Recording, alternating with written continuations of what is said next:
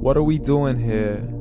And where are we gonna go? It's like we just woke up one morning, and then it's welcome to the show.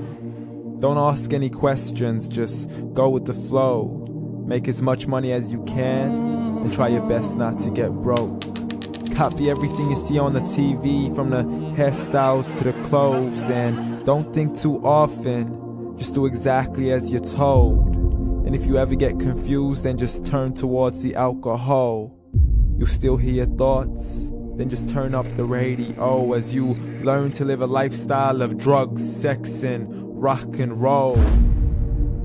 But in all honesty, I just need to know, is there more to the cycle than growing and getting old? Living and dying just to leave behind a happy home and a whole lot of property that somebody else is going to own.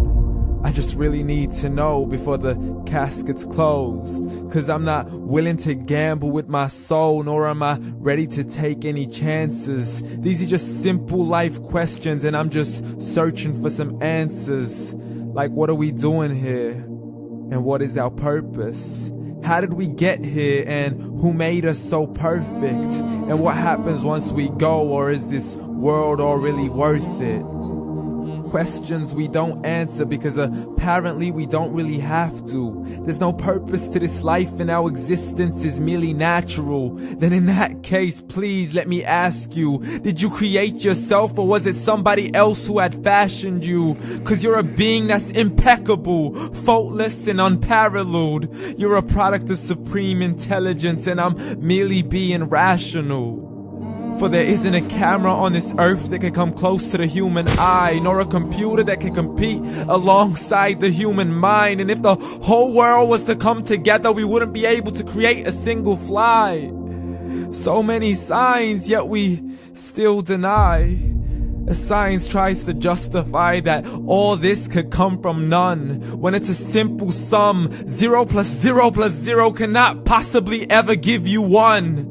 So from where did all this order come? For everything has its origins, a maker, a creator of its own. I mean, the only reason you're watching this video is because somebody had to press upload.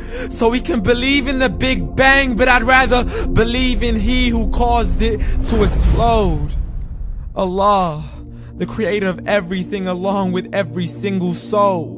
The ever-living, the master, the only one who is in control. Unlike his creation, beyond our imagination. And no, he's not a man, nor does he have any partners in association.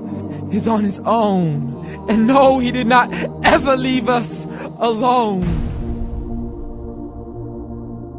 Just like every manufacturer, he left us with an instruction manual. The Quran and Islam, and I'm sorry to jump to conclusions, but it's the only one possible. The only definition of God is the one and only supreme being. It's logical. A book with 0 contradictions, with miracles that are both scientific and historical, all revealed over 1400 years ago. Like the detailed description of the human embryo. The descriptions of the human embryo in the Quran cannot be based on scientific knowledge in the 7th century. To the mountains as pegs holding firm the earth below, and the 2 seas that don't mix in a complete separate flow. To the planets in orbit, alternating night and day as they stay in flow. The expansion of the universe and the creation of everything from H2O. To the stories of the past and the preservation of Pharaoh. To identifying the lowest point in the land where Persia defeated Rome. The gushing fluid that created man in the glands between the ribs and the backbone. And not a word has changed, it's still the same. So please explain how all this was known over 1400 years ago. To a man who couldn't read or write, as he would recite whatever the angels spoke. And if you still don't believe, please try to come up with something that's even close. But you can't, so we took God as a mockery and his messengers as a joke. Muhammad could not read or write.